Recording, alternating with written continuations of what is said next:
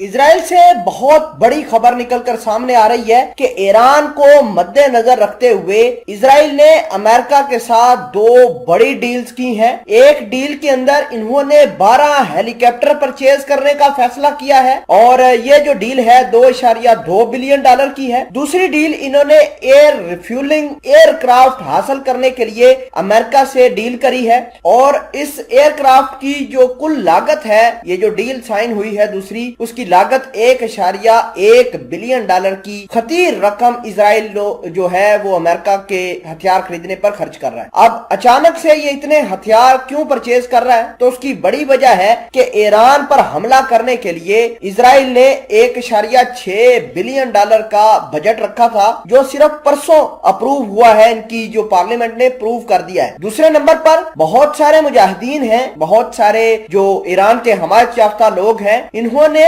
Guerrilla warfare शुरू कर दी है इजरायलियों के खिलाफ। जगह जगह पर जहां जहां पर इजरायली देखे जाते हैं, जो गुरिल्ले हैं, जो जंगजू हैं, वो अचानक जाते हैं, या तो इजराइल के फौजियों पर धावा बोल देते हैं या फिर उन पर छुरियों से चाकुओं से अटैक कर देते हैं और इजराइल के बहुत सारे लोग भी मारे जा रहे हैं। तमाम तर चीजें आज की एक ही रिपोर्ट के अंदर आप तक पहुंचाएंगे। छोटी सी गुजारिश है कि हसनात टीवी की इस रिपोर्ट को लास्ट तक जरूर देखिए। जो दोस्त हसनात टीवी पर नए हैं वो चैनल को सब्सक्राइब भी कर सकते हैं। बढ़ते हैं खबर की जानब और खबर ये है कि इजराइल ने दो अहम डील्स की हैं अमेरिका के साथ और ईरान पर मुमकिना हमला करने के लिए इन्होंने 12 लॉकहीड मार्टिन के CH-53 हेलीकॉप्टर परचेज करने का फैसला किया है। और ये जो डील हुई है हेलीकॉप्टरों की, जिसके अंदर 12 जहाज खरीदे जाएंगे, हेलीकॉप्टर खरीदे जाएंगे, ये 2.2 बिलियन डॉलर की डील होगी। और इसके अलावा दो बोइंग KC-46 रिफ्यूलिंग एयरक्राफ्ट भी परचेज करने का फैसला किया है। और आपको ये बता दें कि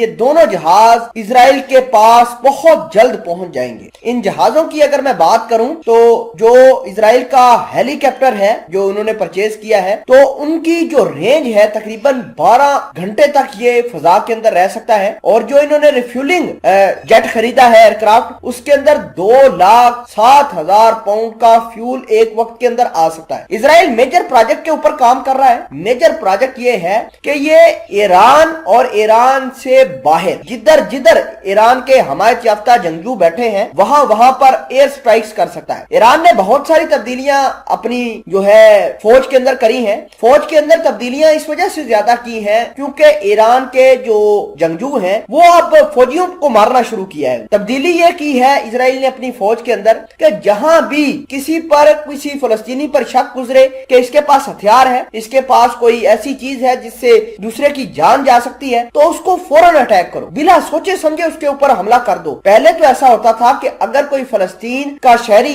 इजराइल के फौजी पर हमला करता तो तब ये फायर चलाते थे। अब बिना सोचे समझे इनको खुला लाइसेंस मिल गया है कि कभी भी ये अटैक कर सकते हैं। गजा की पट्टी पर कुछ ऐसा ही हुआ है। गजा की पट्टी पर एक शख्स ने चाकुओं से हमला किया है इजरायली फौजी पर, जिसके बाद उसकी मौत वाकया हुई है और इजराइल के फौजियों ने एक ग्रैंड ऑपरेशन शुरू कर दिया है गजा की पट्टी पर। और वहां पर बहुत सारे जो आम निहत्ते शहरी हैं उनको पकड़ कर जेलों में डाला जा रहा है, तशद्दुद किया जा रहा है और इनकी इल्लीगल डिटेंशन भी की जा रही है।